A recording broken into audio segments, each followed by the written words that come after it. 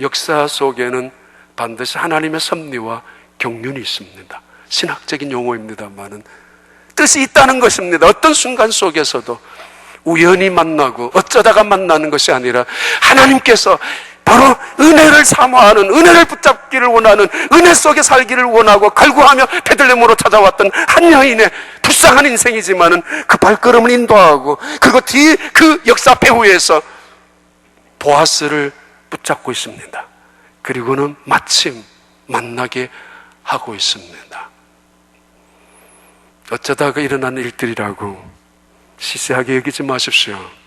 어쩔 수 없는 일이었다라고 핑계대거나 변명하면서 살지 마십시오. 일어나는 모든 일들 속에서 하나님의 뜻을 찾아야 할 것입니다.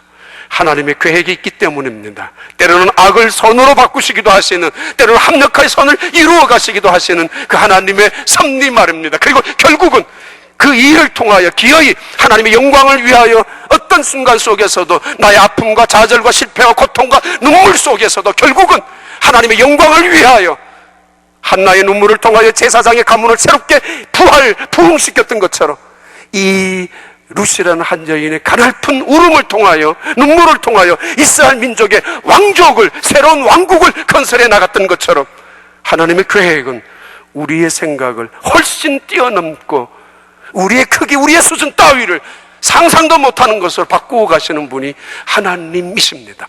하나님의 신실하심, 하나님의 지혜, 하나님의 능력을 언제나 신뢰하시고 따라가시길 바랍니다. 이 여자를 만나는 보아스가 말합니다. 저 여자가 누구지? 예, 모압 땅에서 온 여자입니다. 그래? 그러면 이 밭에서 여기에서 죽게 해. 이삭을 죽게 하란 말이야. 그리고 부릅니다. 그 여인에게 묻습니다. 누구냐고. 다시 한번 확인합니다. 그리고는 다시 그에게 허락합니다. 다른 밭으로 가지 말고 여기에서만 추수라고. 후덕한 남자 보아스. 머리털 빠진 대머리는 용서할 수 있어도 머릿속 빈 남자는 용서할 수 없다고.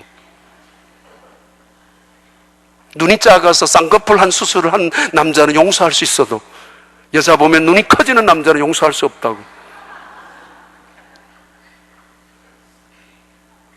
돈이 없어서 궁색한 것은 이해할 수 있고 용서할 수 있지만 속이 좁아 터져가지고 밴댕이 속 좁은 남자는 용서할 수 없다고. 이 보아스가 그 여자에게 말합니다. 다른 밭에 가지 말고 여기서 주서라. 그리고 물도 마셔라. 그리고는 추수하는 사람들에게 말합니다. 저 사람들이 당신들이 낫을 가지고 추수할 때 따라오거든. 물리치지 마라. 건드리지 마라. 그리고 하나 더 붙입니다. 많은 것을 떨어뜨려라. 일부러. 인생은 너무 야박하게 사는 거 아닙니다. 남의 허물 들춰가면서 덜 줄 거, 안 줄 거 찾아내면서 말입니다. 인생 너무 인색하게 살아가는 거 아닙니다. 그래서 잘못 따져가면서 조금이라도 내가 손해 안 보려고 하는 거 아닙니다. 인생은 손해보면 살아가는 것이 인생입니다. 이야기 드렸죠, 오래전에. 저희 아버지는 늘 편지할 때마다 인생은 손해보는 거야. 그렇게 살아가는 거야. 야박하지 아니하고 인색하지 아니하고 오히려 그 이상을 뛰어넘는 보아스라는 후덕한 넉넉한 사람 이야기 보세요. 물을 먹으러 오라. 그리고 나중에 식탁에서 그를 초청합니다. 음식까지 줍니다. 이 보아스의 친절함, 이 보아스의 후덕스러움, 이것은 바로 한 여인의 마음에 텅 빈 빈손을 채워주기 위한 하나님의 지혜, 하나님의 은혜였습니다. 은혜를 사모하는, 그리고 은혜를 기다리는, 그래서 은혜를 원하고 있는 한 여자에게 하나님이 한 남자를 택하셔서 그에게 다가가서 그 울고 있는 눈물을 닦아주게 하고 텅 비어있는 가슴에 기쁨을 채워주게 하며 비어있는 손에 먹을 것을 가득 채워주는, 풍성하게, 심지어는 교제하게 하며 식탁에 함께 앉게 하는 자리로 이끌어주시는 하나님의 그 모습. 여호와는 나의 목자시니 내게 부족함이 없으리로다. 그가 나를 푸른 풀밭에 인도하시고 그가 내 원수 앞에서 상을 베푸시고 기름으로 내 머리에 바르셨으니 내 잔이 넘치나이다. 은혜는 하나님의 임재를 경험합니다. 은혜는 하나님의 축복을 경험합니다. 은혜는 하나님이 함께 하시는 약속과 더불어서 하나님이 얼마나 신실하신가 위로와 기쁨을 체험합니다. 나중에는 은혜는 풍성함을 그 식탁에서 함께 주인과 함께 찬양하게 됩니다. 결국은 말이에요, 은혜가 무시당한다고요? 은혜가 조롱거리라고요? 누가 그러든가요? 은혜, 귀중한 하나님과 함께 식탁을 같이 할 수 있는 사람, 은혜를 아는 사람들입니다. 은혜에 목말라 하며 은혜 없으면 가슴을 치면서 은혜를 받고 싶어서 눈물을 흘리며 예배에 드리는 사람들, 내가 드린 것에 만족하지 아니하고 하나님께로부터 오는 것에 채워지기를 갈망하고 있는 사람들, 그들이 은혜의 사람들 아닙니까? 결론입니다. 이 보아스, 후덕한 넉넉한 이 보아스는 그 동네의 유력한 사람이었습니다. 다시 말하면 힘이 있는 사람이었다는 이야기입니다. 세상 살아가기 위해서 실력이 있어야 합니다. 세상 잘 살기 위해서 능력도 있어야 합니다. 그러나 그것이 위대하지 않습니다. 알지 않습니까? 그 힘을 가지고 어디에 쓸 것인가? 무엇을 위하여 쓸 것인가? 위대한 힘은 거기에 있습니다. 보아스, 유력한 그 사람. 얼마든지 율법으로 따져서 나가라, 수수하는 중인데 들어와 있으면 귀찮아집니다. 아니, 낯가리 아직까지 하지도 않고 있는데 들어와서 주면은 이거는 쫓아낼 수 있습니다. 그런데 수수의 규칙마저도 뛰어넘는 후덕함을 보여주는 보아스, 그가 이 룻을 향하여 이렇게 말합니다. 내가 너를 안다. 내가 너를 알아. 어떻게 압니까? 소문을 들어서. 너가 죽은 남편 이후에 너의 시어머니한테 어떻게 해주었는지, 룻기 2장 12절부터 13절에 나오는 말씀입니다. 보아스가 그에게 대답하여 이르되 내 남편이 죽은 후로 너가 시어머니에게 행한 모든 것과 내 부모와 고국을 떠나 알지 못하던 백성에게로 온 일이 내게 분명히 알려졌느니라. 영화나 드라마나 보면은 이런 거 있잖아요. 왕이 선포합니다. 왕의 명령을 포고합니다. 왕의 이름으로 하지만은 왕이 직접 낭독하지 않습니다. 저작거리나 성문에 붙입니다. 그러면 백성들이, 군중들이 와서 읽습니다. 그게 훨씬 더 설득력이 있습니다. 훨씬 더 힘이 있는 법입니다. 룻이라는 한 여자가 모압 땅을 떠나서 베들레헴으로 돌아왔습니다. 무슨 기대를 가지고 무슨 환상을 꿈꾸며 새로운 남자에 대한, 특별히 보아스에 대한 어떤 꿈을 가지고 돌아온 건 결코 아니었습니다. 그럼에도 이 여자가 베들레헴으로 돌아온 일이 온 동네에 소문이 납니다. 그 일이 보아스가 고백하게 하고 보아스가 증언합니다. 룻이라는 여자가 나 이렇게 살았습니다. 나 이렇게 고생했습니다. 내게 도와주세요. 나는 당연합니다. 나는 받아야 합니다. 내만큼 고생한 사람 어디 있어요? 내 교회에서 이만큼 헌신한 사람 누가 있어요? 라고 말하는 것이 아니에요. 은혜는 다른 사람들이 증언하죠. 너가 얼마나 신실하게, 얼마나 헌신을, 얼마나 희생적으로 했는지 안다. 그 모든 일이 하나님께서 너에게 갚아주기를 내가 원한다. 중요한 단어가 하나 나옵니다. 너가 알지 못하던 이 백성에게로 돌아오는 것을 내가 안다. 우리가 안다. 히브리서 11장에 그리고 창세기 12장 15장에 언급되어진 말씀입니다. 하나님께서 아브라함을 불렀습니다. 친척 본토 아비 집을 떠나라, 가라. 갈 바를 알지 못하고 갔습니다. 모험이었습니다. 모르는 길입니다. 불안합니다. 두려울 수도 있습니다. 안전이 보장되지 않은 길입니다. 그런데 그 길이 하나님 우리에게 허락하시는 축복의 길이라는 거 아십니까? 머물러 있으면 안전합니다. 그러나 뻔한 인생입니다. 떠나지 아니하면은 어쩌면 행복일는지도 모르지만 그거 행복이라고 말할 수 없습니다. 불행하지 않을 뿐이지 말이에요. 떠나가라. 모험이지만 하나님이 그에게 인도자가 되어주셨고, 떠나가라.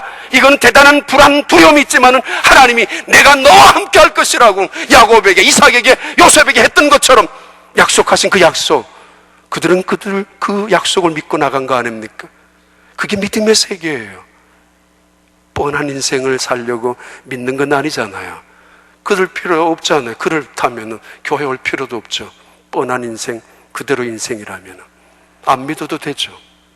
너가 아직도 알지 못했던 이 백성에게 이 땅으로 돌아오는 거 내가 한다, 우리가 한다. 하나님께서 너에게 큰 상급을 주기를 원한다. 그러면서 그 놀라운, 그 위대한 12절의 말씀 이렇게 시작합니다. 놀라운 위대한 고백인데 키워드가 여기 하나 있습니다. 결론인데 한번 12절 읽겠습니다.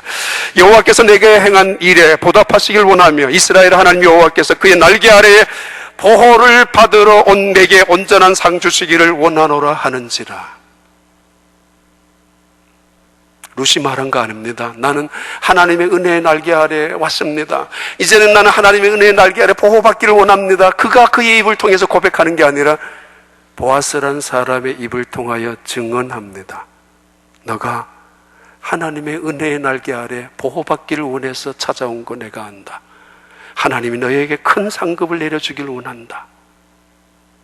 가진 것이 없는 여자입니다. 가부입니다. 아니, 미래도 하나도 없는 여자입니다. 모압의 여자가 절망입니다. 죽음입니다.